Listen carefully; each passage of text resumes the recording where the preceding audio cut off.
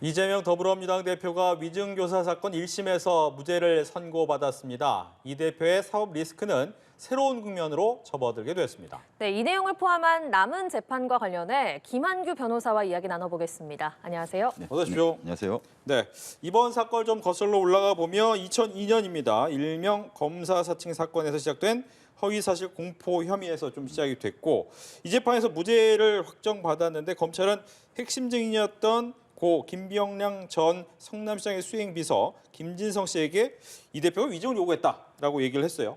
그래서 3년을 구형을 했는데 오늘 재판에선 1심에서 무죄가 나왔습니다. 어떻게 보셨습니까? 네, 사실 이게 굉장히 오래된 사건이라 네. 이게 2002년에 시작된 사건이 2018년에 한번 공선법 위반으로 기소됐다 무죄 나오고 그렇죠. 오늘 또 1심 재판까지 유증교사로 나온 거 아니겠습니까? 예. 그 사실은 저 얼마 전에 있었던 이제 공직선거법 위반 사건하고 오늘 이제 유증교사에 대해서 저는 예상이 다 틀렸습니다. 전 개인적으로. 선거법 같은 경우, 선거법 위반 같은 경우는 지금 무죄 가능성이 높지 않나 생각을 했었고 거꾸로 유증교사 같은 경우는 이건 좀 왜냐하면 이건 유증한 당사자가 자기가 유증했다고 자백을 한 사건 아니겠습니까? 네. 이것은 이 대표 같은 경우 이건 유증교사 혐의에서 벗어나기 어렵겠다라고 생각을 했고 사실 주변 법조인들도 비슷한 생각을 한 사람들이 많았는데 이건 무죄가 나왔어요. 무죄가 나왔을 때 또 나중에 이제 보도 자료로 판결문을 유심히 좀 이유를 보니까 또 이런 설득되는 측면도 있고 또 한편으로는 이거 항소심에서도 이 검찰하고 변호인 간에 굉장히 치열하게 법리 다툼을 하지 않겠나 또 이런 예상도 되고요. 네. 말씀하신 것처럼 일단은 김진성 씨가 자백을 했는데 자백을 해서 나온 것이 벌금 500만 원이에요. 네. 보통 위증에 대해서 500만 원의 벌금 하면 어느 정도 수준이 되는 겁니까? 유증 같은 경우는 유증이나 유증교사 다 마찬가지입니다. 이것은 사법 시스템을 오염시키는 행위라고 이제 법원은 판단하기 때문에 굉장히 부정적으로 보고 그 대부분 유죄가 인정되면은 벌금은 잘 없고요. 한 80% 이상은 대부분 징역형 또는 뭐 집행유예형이 선고되는데 오늘 같은 상황 같은 경우에는 이제 김증선 씨가 본인이 이제 관련 유증 행위에 대해서 좀 자백을 했고 또 일부 그 검찰의 공소 사실에 대해서는 또 이 무죄를 했습니다. 그래서 벌금형을 선고한 걸로 보여집니다. 네. 예. 자, 이재명 대표에 대한 선고로 다시 돌아와서요. 재판부는 위증교사의 경우에 상대방이 위증을 하도록 마음먹게 하는 그런 고의성이 중요한데 이 대표에게는 김진성 씨로 하여금 위증하도록 결의하게 하려는 고의, 그러니까 교사의 고의가 있었다고 보기 부족하다 이렇게 설명을 했습니다. 이 고의성 여부를 판단하는 근거가 무엇인가요? 그러니까 사실은 그 부분이 저는 아까 이제 항소심에서도 굉장히 치열하게 다퉈지지 않을까 예상되는 부분인데요. 원래 이제 교사범의 고의 같은 경우에는 이제 교사 행위할 때 이제 교사에 대한 고의가 있어야 되고 정범, 이제 여기서는 이제 김진선 씨죠. 이 정범이 그 저지르려고 하는 유증 행위에 대한 고의도 또 있어야 돼요. 그러니까 어떤 범죄를 저질렀는 거에 대해서 이재명 대표가 다 고의가 있어야 되는데 그 범죄 행위라는 것은 여기서도 유죄가 되었던 유죄로 인정되었던 유증 행위로 유죄된 게 저거 아니겠습니까? 그 당시 KBS 측과 그 당시 김병량 성남시장 측이 이제 협의를 해서 그 당시 KBS 측 최모 PD는 고소를 취하하고 그다음에 이재명 그 당시 이제 현 대표죠. 대표에게 이걸 본 범죄를 좀 몰자 이런 협의를 했다는 거에 대해서 유증을 한 것이다라고 이제 유죄가 인정된 것이거든요. 근데 오늘 이제 재판부는 그 김진서 씨가 유증한 건 맞다. 그러니까 유증죄로 처벌. 근데 문제는 이 구체적인 범죄 행위에 대해서까지 이재명 대표가 그 당시 김진선 씨와 통화할 당시 그거에 대해서 인식하고 있었느냐 이 점에 대해서 검찰이 충분히 증명하지 못했다는 취지입니다. 예, 그러니까 막연하게 그 통화 내용을 보더라도 뭐 사실대로 얘기해달라, 뭐 그 점 얘기해달라, 뭐 이렇게 본인 입장을 얘기한 건 맞는데 구체적으로 지금 그 유죄로 인정됐던 부분, KBS 측과 그 당시 성남시장 김병량 씨 간의 이런 논의 과정까지도 그 이재명 대표가 말한 것은 나오지 않았거든요, 녹취 과정에서. 그리고 그 후에 물론 이제 변호인과의 어떤 김진선 씨까지 또 접촉이 있었습니다. 뭐 변론 요소도 교부하고 뭐 진술서도 제출하고 이런 과정이 있었는데 그 과정에서도 이 부분이 구체적으로 드러나지 않았다. 검찰이 그런 걸 구체적으로 증명하지 못했기 때문에 오늘 법원에서 유죄로 판단한 것으로 보입니다. 예, 말씀하신 것처럼 이제 검찰이 그 부분에 대해서 증명이 부족했다라고 판신했는데 일반적으로 그 정도가 되면 재판부의 판단이 그렇게 되는지 아니면 검찰이 즉 준비를 덜 한 건지 아니면 앞으로 더 어떤 부분을 준비를 해야 되는 건지에 대한 고민도 있을 것 같긴 해요. 예, 사실 검찰 입장에서는 오늘 굉장히 이제 아마 당황스러울 것 같고 굉장히 뭐 내부적으로도 굉장히 소위 말해서 침통한 상황이 될 것 같은데요. 그럼 이런 법원 판단에 대해서 검찰이 항소심에서 다투려면은 1심에서 지적한 부분, 그러니까 구체적인 교사 행위에 대해서 이재명 대표가 이 범죄 행위를 인식해왔는지, 그리고 그 당시 본원과의 접촉 과정에서 이 김진성 씨 관해서 어떤 논의가 있었는지 이 부분을 구체적으로 다 증명을 해서 항소심에서 그 판사에게 설득을 해야 되거든요. 그런 부분이 이제 부족하게 되면 항소심에서도 그 1심을 뒤집기가 어렵게 되거든요. 그래서 이제 이 모든 숙제는 지금 검찰에게 부여된 겁니다. 근데 이제 궁금한 건 그거예요. 지난 9월 이재명 대표에게 구속영장이 청구가 됐는데 법원에서 기각을 하면서 나왔던 얘기가 위증교사 혐의가 소명된 것으로 보인다. 근데 이 의미만 들으면 이거 혐의가 있나? 라고 느껴질 수 있는 부분이잖아요. 근데 그거랑은 전혀 다른 겁니까? 사실 많은 국민들이 이제 소명되었다고 했을 때는 이거 범죄가 인정되지 않는 거냐, 인정되는 거다라고 네네. 다들 생각합니다. 사실은. 네. 왜냐하면은 분명히 그 당시 이재명 대표 같은 경우는 이제 공소법상 허위사실 공표로 인해서 이제 기소가 된 상황이었고, 그렇죠. 이제 김희성 씨는 이제 증인으로 나올 수 있는 위치에 있는 사람이었는데 굳이 전화를 해가지고 당사자 간에 통화한 녹취록이 나온 거거든요, 사실은. 그러면 그 당시 영장재판부 담당 판사 입장에서는 이것은 어떤 증언을 하려는 당사자에게 뭔가를 메시지를 던진 것 아니냐, 교사행위를 한 것이 아니냐, 소명됐다고 볼 수 있는데요.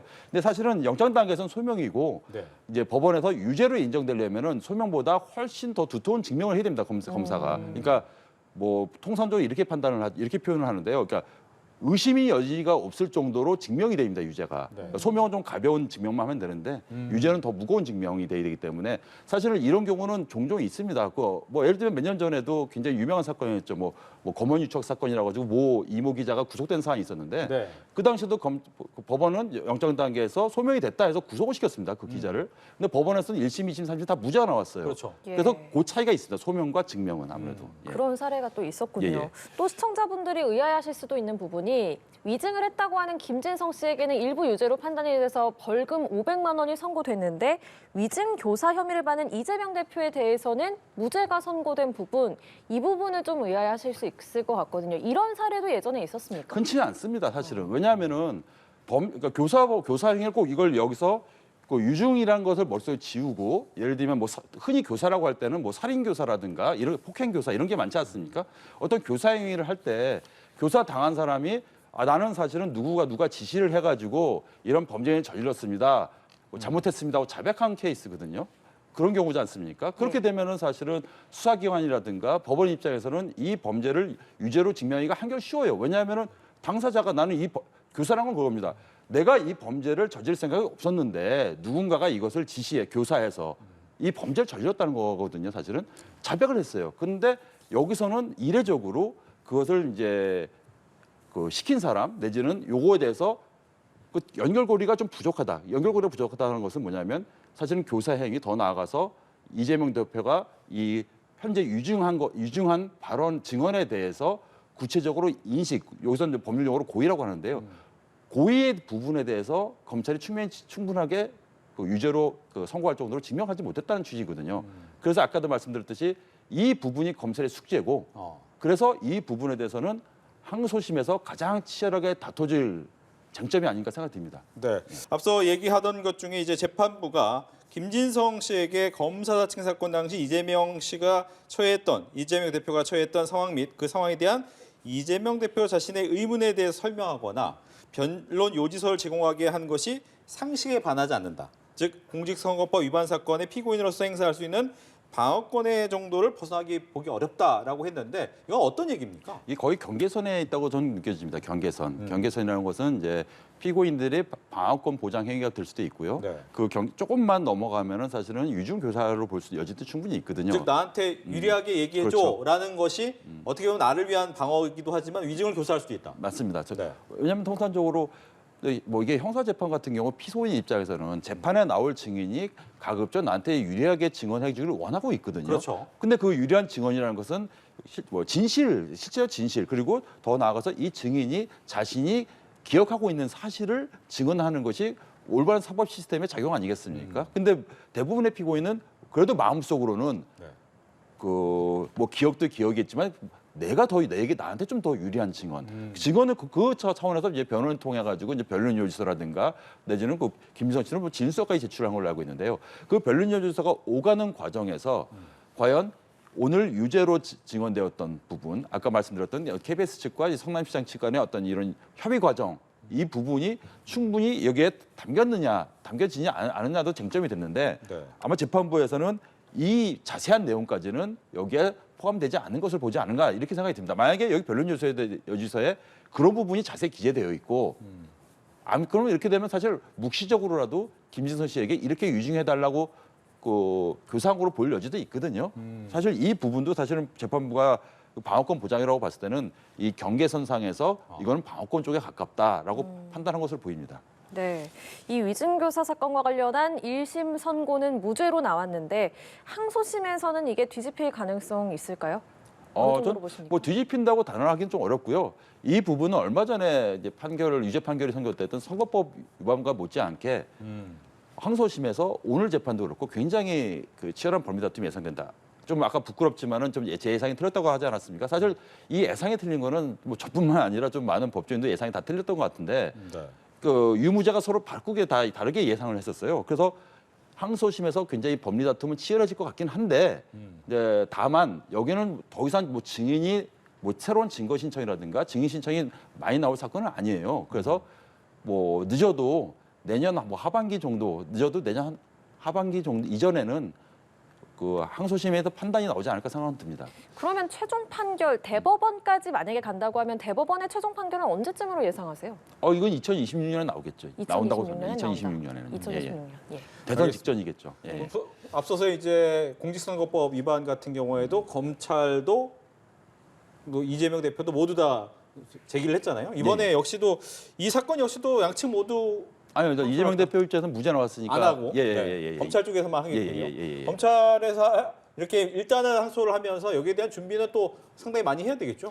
통상적으로 검찰이 이제 항소를 할 때는 항소하면서 항소 이유도 간단하게 제출을 합니다. 아하. 근데 항소 이유 같은 경우는 보통 시간을 충분히 주거든요. 20일 정도 충분히 주는데 네. 아마 검찰은 여기서 항소 이유서도 상당히 신중히 기위해서 제출할 것 같고요. 예. 더군다나 뭐 보충해서도 많이 제출을 하고 증거 신청도 뭐 또 새롭게 뭔가를 또 하지 않을까. 왜냐하면은 새로운 게 그 뭐 증명되지 않으면은 항소심에서 1심을 뒤집기가 검찰이 쉽지는 않거든요. 검찰도 이 점은 잘 알고 있을 거라고 봅니다. 네. 이제 이재명 대표 같은 경우에는 총 5개 재판 중에서 2개 1심 선고가 남았고 나머지 3개 정도가 남아 있습니다. 뭐 최근에 기소된 법인 카드 이용까지 합치면 4개라고 볼 수도 있겠죠. 꽤 많은 재판이 남아 있네요. 네. 뭐 이재명 대표는 들리는 말에 의하면은 네. 뭐 일주일에도 재판이 뭐 2-3개다 내지는 그 이상이다라는 말들 들리고 있는데요. 아마 네. 뭐 서울중앙지방법원, 뭐 수원지방법원을 계속 오가는 걸로 알고 있습니다. 근데 대장동 그 관련 재판하고 이 대북 송금 재판은요.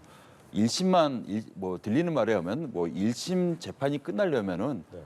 뭐 최소한 2-3년 이상이 걸린다라는 것이 뭐 주지 사실인 것 같습니다. 왜냐하면 이 관련자 그 법원에 출석할 관련 증인만 해도 굉장히 많이 남아 있기 때문에 네. 이 사건 같은 경우는 한 1심만 2-3년 최종 확정될 거려면은 뭐 아마 5년 이상이 걸릴 것 같고요. 법인카드 이용은 그나마 좀 빨리 진행될 것 같은데 아무래도 이제 선거법과 위증교사 사건이 둘 다 내년에 2심은 결론이 날 것 같거든요. 네. 그래서 이제 선거법은 이재명 측의 변호인들이 이제 치열한 법리 준비를 해야 될 것이고 이제 유증교사 사건 거꾸로 이제 검찰에게 굉장히 오늘 숙제를 남긴 삶입니다. 이거는. 예. 예.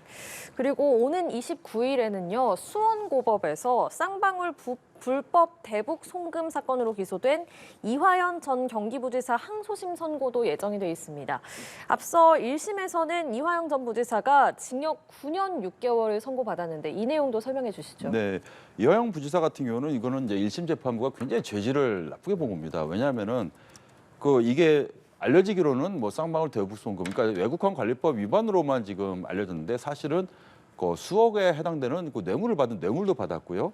더 나아가서 쌍방울이 대북 송금 행위를 할 때 공모한 것으로 외국환 관리법 위반으로 이제 경합이 된 사건인데 더군다나 이화영 부지사는 이거 이 사실을 모두 범죄인을 부인하고 있죠. 그래서 9년 6개월이면 굉장히 중형을 선고한 건데요. 네. 사실 이 사건과 관련해서는 좀 뭐 이번 주 29일 날 이제 항소심 선고가 있지만 이 이재명 대표 같은 경우에는 여기서 대북 송금이 이미 사건이 기소가 됐거든요. 그래서 이화영 이 부지사 사건이 만약에 항소심에서 1심과 동일한 판단이 나올 경우에는 아마 간접적으로라도 그 이재명 대표의 대북 송금 상금에도 간접적으로도 영향을 미칠 수밖에 없습니다. 왜냐하면 기본적인 어떤 이화영 부지사와 쌍방울 간의 어떤 대북 송금 사건은 법적으로 정리가 된 거거든요.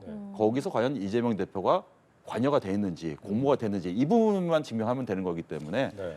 아마 이 대표 입장에서도 이 판결이 굉장히 좀 관심이 가지 않을까 생각합니다. 이재명 대표가 또 이제 1심 선고가 내려진 지난 6월 이 사건과 관련 제3자 뇌물 혐의 등의 기소까지도 돼 있는 상황이기 때문에 계속해서 관심을 가져야 될 것 같고 예. 또 김용 전 의원 같은 경우에도 지금 28일 날 또 선고가 예정이 돼 있는데 이 부분도 역시 연결이 됩니까? 이 부분도 사실은 아직 이 부분에 대해서 검찰이 이재명 대표에 대해서 뭐 적극적으로 수사해 나거나 뭐 기소하거나 이런 건 아닌데요. 사실 그 김용 원장 같은 경우도 그 돈을 받은 명목이 이게 대장동 측으로도 돈을 받은 거거든요. 네. 이 돈을 받은 명목이 사실 대선 자금 명목으로 받은 것이라 이제 정치자금법 위반으로 실형이 선고된 겁니다. 그러니까 어떻게 보면은 이재명 대표와 뭐 사실은 뭐 전혀 뛸 수는 없는 돈이긴 합니다. 또 김용 씨가 또 이재명 대표의 어떤 측근으로도 알려져 있기 때문에 그렇죠. 사실 유죄가 선고된다면은 또 검찰이 과연 이 부분까지 근데 수사에 나설 것인지 이 부분도 사실은 더 지켜봐야 될 사안인데 사실 검찰 입장에서는 오늘 그 유진 교사가 이제 무죄로 나온 마당에 네. 과연 이제 김용 그 부원장의 그 유죄 판결까지 나온 사건까지 또 염두에 두어서 이재명 대표를 또 수사를 한다. 이 부분에 대해서는 뭐 시체 진실도 중요하겠지만은 아마 정치적인 고려도 좀 하지 않을까. 왜냐하면 지금도 굉장히 많은 사건을 기소해서 재판을 받고 있는데 여기서 이제 수사를 또 시작을 해가지고 네. 또 이재명 대표를 소환하고 또 기소한다. 이분은 좀 정치적 부담이 좀 있지 않을까 생각이 듭니다. 예. 네. 자, 이렇게 저희가 이재명 대표 관련한 남은 재판들을 쭉 짚어봤는데요. 오늘 1심 선고가 나온 이 위증교사 사건과 관련해서 다시 한번 좀 변호사님의 설명을 들어보고 싶습니다. 먼저 이번 사건이 2002년으로 거슬러 올라가는데 지난 2002년에 KBS PD 검사 사칭 사건 이거부터 설명을 좀 해주실까요? 예, 사실 2002년에는 이재명 대표는 당시 변호사였고요. 변호사였고 그 당시 성남시장은 이제 김명란 씨였습니다. 그때 성남시에서 이제 그 분당의 어떤 뭐 분양과 관련해서 뭐 특혜 분양 의혹이 제기되어 가지고 그 당시 KBS 최모 PD랑 그 최모 PD가 취재 과정 중에 있었거든요. 그 과정에서 그 최모 PD가 김병랑 전 시장에게 전화를 하면서 본인이 기자가 아니라 PD가 아니라 검사를 사칭한 것입니다. 근데 그 옆에서 이제 검찰이 기소하고 유죄 판결까지 난 사안인데 이재명 그 당시 변호사는 그 과정에 이제 공모한 것으로 이제 드러난 것이죠. 이제 검사 사칭 행위에 대해서. 예. 그래서 이재명 그 당시 변호사는 법원에서 이제 벌금형이 확정된 사안입니다. 이 검사 사칭 행위를 공모한 것으로. 그런데 이게 사실 2002년에 종료된 사건인데 네. 문제는 이제 2018년에 이재명 대표가 이제 그 당시 이제 경기도 도지사 그 선거 과정에서 또 토론회 과정에 있었죠. 네. 근데 이게 벌금형으로 유죄 판결이 확정된 사안에 대해서 본인이 이것에 대해서 누명을 썼다. 본인은 이 최모 PD가 취재하는 과정에서 도와 협조해 준 거에 불과한데 본인이 그 누명 쓴 사안이다. 이렇게 토론 과정에서 말을 했거든요. 이 점에 대해서 검찰이 이것은 유죄 판결된 사안에 대해서 누명을 썼다고 한 거에 대해서 이제 기소를 해가지고 허위사실 공표를 기소를 했는데 이제 법원에서 무죄가 났습니다. 대법원에서 무죄 나왔죠. 근데 이제 문제는 뭐냐면 이게 2018년에 벌어진 일인데 이재명 대표가 그 유죄 판결 나오기 이전에 그 과정에서 오늘의 문제된 김지성 씨와 통화하게 된 겁니다. 통화. 왜냐하면 김지성 씨는 그 김병란 전 시장의 그 당시 굉장히 뭐 측근으로 알려졌나 아니면 뭐 비서인지 정확한 비서인지 그 가까운 사람 알려졌는데 이 사안에 대해서 법정에 대해서 증인으로 나올 수도 있기 때문에 오늘 이제 뭐 유증교사 행위 검찰에서 본 논리는 본인에게 이제 유리한 증언, 그러니까 사실이 아닌 허위와 관련된 증언을 해달라고 요구했다, 교사했다. 검찰이 오늘 본 것이죠. 하여간 통화한 것이 이제 뒤늦게 드러나가지고 무죄 받긴 받았는데 트로트 드러나가지고 오늘 다시 이제 기소돼서 이제 오늘 판결이 선고된 것입니다. 이게 사실 굉장히 오래되고 중간에 재판도 여러 번 있어가지고 네. 좀 시청자들께서 좀 이해하기 쉽지 않은 그러니까요. 사안인 것 예. 같습니다. 예. 예. 말씀하신 것처럼 이제 위증 교사라는 것이 뭐냐에 대해서 일단 나에게 유리하게 좀 이야기해달라라는 것을 시킨 거잖아요. 사실 유리하게 해달라고 시킨 것은 전혀 문제될 게 없고요. 다만 그 유리하게 증언해달라고 하는 것이 네. 그 증인이 그 기억하고 있는 거 있지 않습니까? 본인이 네, 기억하고 내가 있는 생각하고 있는 거. 내가 그 당시 본 장면이라든가 네. 들은 얘기 이런 거에 대해서 법정에서 증언해달라. 근데 이런 경우는 흔히 있을 수 있는 게 증인들 같은 경우에는 본인이 기억하고 있음에도 불구하고 네. 좀 그 남의 일 아니냐, 제3자 일에 군이 개입하고 싶지 않아서 법정에 출석하기도 부담스러워하고요. 이런 점이 좀 있거든요. 네. 그래서 당신이 그때 보지 않았느냐 옆에서 또는 그 당시에 듣지 않았느냐, 당신이 기억한 건 좀 법정에 증언해달라. 이건 아무 문제가 없습니다. 정당한 방어권 행사고요. 근데 여기서 유증교사라는 것은 기억하고 있지 않은 것, 사실이 아님에도 불구하고 법정에 나가서 증언해달라고 요구하는 경우가 이제 형사처벌되는 겁니다. 거짓으로 증언해달라. 그렇죠. 거죠. 예. 네. 근데 문제는 그렇게 될 때 이게 위증 교사가 되려면 두 가지 고의가 있어야 된다. 네. 두 가지 의도가 있어야 된다. 어떤 겁니까? 두 가지 고의가 의도. 있어야 되는데 하나는 내가 그러니까 법률 용어로는 교사의 고의와 이제 정범의 고의입니다. 하나는 교사의 고의라는 건 뭐냐면은 뭐 이재명 대표 검찰 논리입니다. 어디까지나 검찰 논리 입장에서는 이재명 대표가 이 김진선 씨가 유증을 할 의사도 없었는데 통화를 해가지고 거짓 증언을 거짓 증언을 하려는 고의가 이제 교사의 고의고요. 시키려는 마음이 있었다. 예. 왜냐하면 김성 씨는 거짓말을 할 생각이 전혀 없던 사람인데 이런 식으로 시키려고 했던 게 그게 그 교사의 고의고요. 정범의 고의라는 건 더 나아가서 이 김진선 씨가 법정에 나가서 검찰이 기소한 내용에 따른 KBS 측과 성남시장 간의 어떤 모종의 협의 과정, 사실이 아닌 것을 증언시키려는 고의까지 더 나아가게 하는 것이 정범의 고의인데 네. 오늘 법원에서는 이 부분이 검찰이 기소한 부분이 전부 다 증명되지 않았다. 그러니까 이재명 대표가 여기까지 관여한 것은 아니다. 내가 알지는 못했다라고 판단한 거거든요. 그래서 무죄 판결한 겁니다. 네. 일단 지난달 결심 공판에서 검찰이 징역 3년을 구형을 했거든요. 이게 위증죄 법정 최고 형량인데 검찰이 뭐 지금은 1심 판단이 나왔습니다만 그래도 검찰이 이렇게 최고 형량을 구형했던 건 어떤 의미로 해석을 해야겠습니까? 검찰 입장에서는 이재명 대표가 아니더라도 그렇게 구형했을 겁니다. 왜냐하면 통상적으로 위증죄 같은 경우는 아까 말씀드렸듯이 사법 시스템을 굉장히 오염시키는 매우 부적절한 행위이기 때문에 검찰뿐만 아니라 법원에서도 유죄로 인정이 될 경우에는 굉장히 중형이 선고됩니다. 왜 또 최고형이냐면은 당사자들이 특히 교사 행위한 이재명 대표가 끝끝내 부인하고 있지 않습니까? 네. 차라리 이제 김진선 씨 같은 경우는 본인이 자백했으니까 자백했고 뭐 이런 동종 전과도 없기 때문에 이제 벌금형으로 재판부가 좀 감액해 준 겁니다. 사실은 좀 가볍게 처벌한 거죠. 근데 죄를 인정하지 않고 나 그런 사실 없어. 나 이렇게 끝끝내 그 부인하는 사람하고 나 그때 어떤 연유가 있어서 잘못했다. 반성한다. 이 두 사람 간에는 형량이 다를 수밖에 없거든요.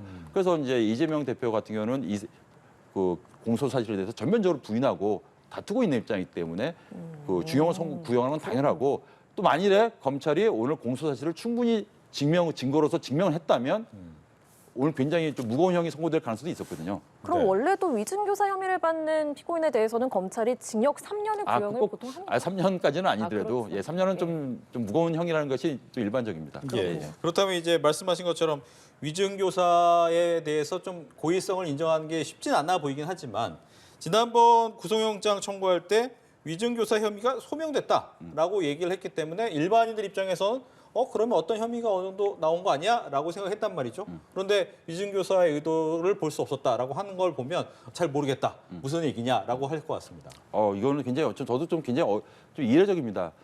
그 아까도 말씀드렸듯이 당사자가 유증한 사람이 난 그 이재명 대표로부터 전화를 받고 그쪽으로부터 접촉을 해가지고 접촉을 통해서 난 유증한 것이다라고 본인이 자백을 했어요. 사실은 그 유증죄도 인정이 됐고요. 근데 여기서 접촉을 한 것도 사실이고 전화를 한 것도 사실이고 그래서 변호인 측으로부터 변론 요지서도 전달받고 이런 과정들이 다 인정되었거든요. 사실은 영장 단계에서는 이 부분만 들어가 본 겁니다. 사실은 접촉을 전화도 했고 관련 서류도 전달받았고 그럼 이 정도면은 사실 그 영장 담당 판사 입장에서는 변호인 입장이 충분히 방어권이 보장되지 않은 상황이었기 때문에 이 정도면은 유증교사 맞다, 소명됐다 이렇게 보는 것이 또 일면 타당하거든요.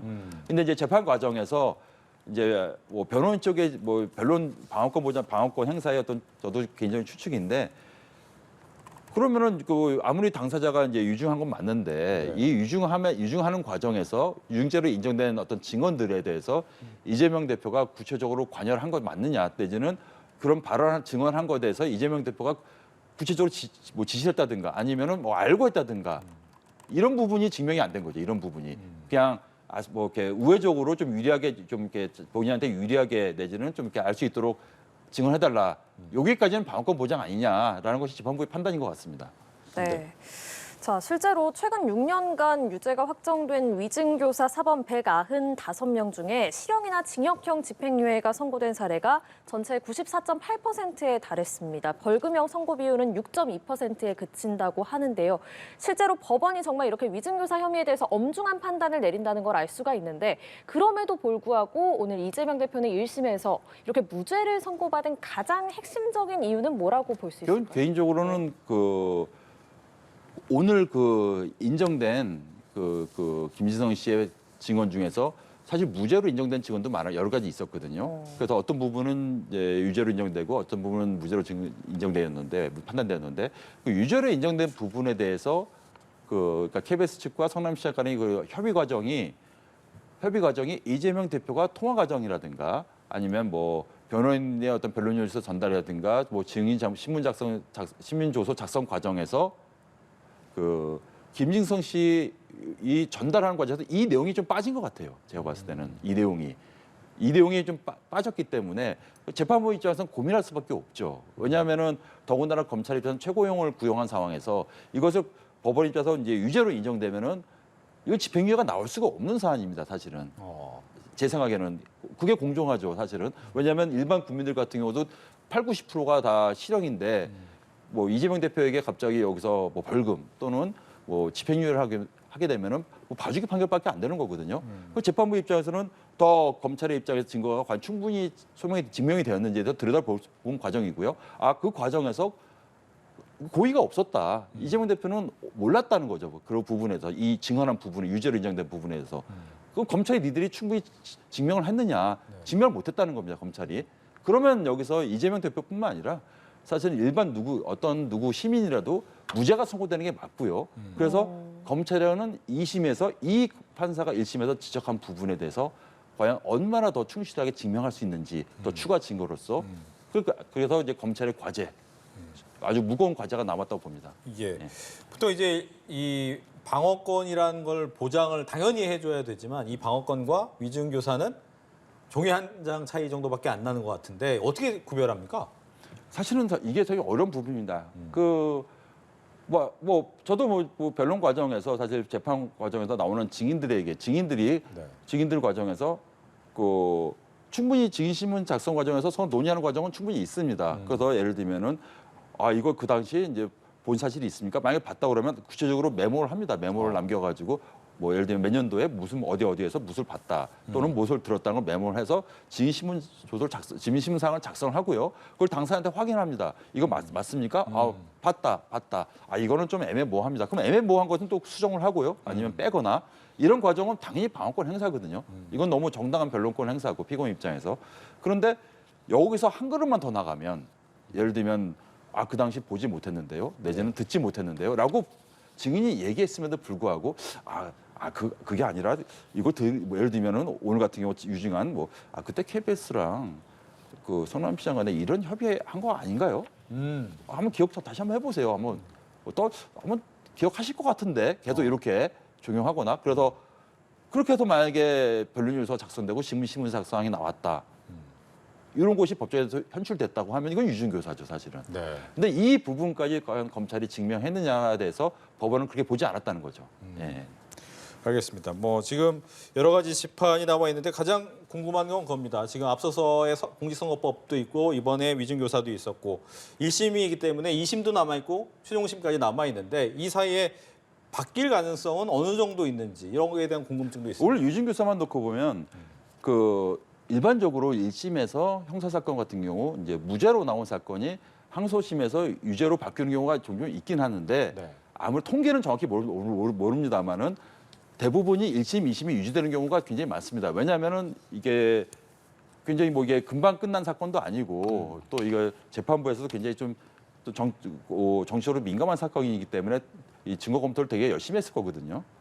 바뀔 확률이 높지는 않지만 또 거꾸로 얘기하면은 그렇다고 안 바뀌냐? 그 단언할 수도 없고요. 근데 가장 그 국민들이 궁금해하는 건 저거인 것 같습니다. 위증한 사람이 위증했다고 증언했는데 왜 연락한 사람은 무죄일까? 예, 이 부분이거든요. 이 부분이 검찰이 얼마나 항소심에서 증명하느냐. 또 변호인은 검찰의 항소심에서의 어떤 이런 뭐 공격 행위에 대해서 충분히 방어 행위를 잘 할 수 있느냐. 이거에 따라서 이제 항소심이 판단되지 않을까 생각합니다. 네, 알겠습니다. 오늘 말씀은 여기까지 듣도록 하겠습니다. 지금까지 김한규 변호사와 함께했습니다. 고맙습니다. 예.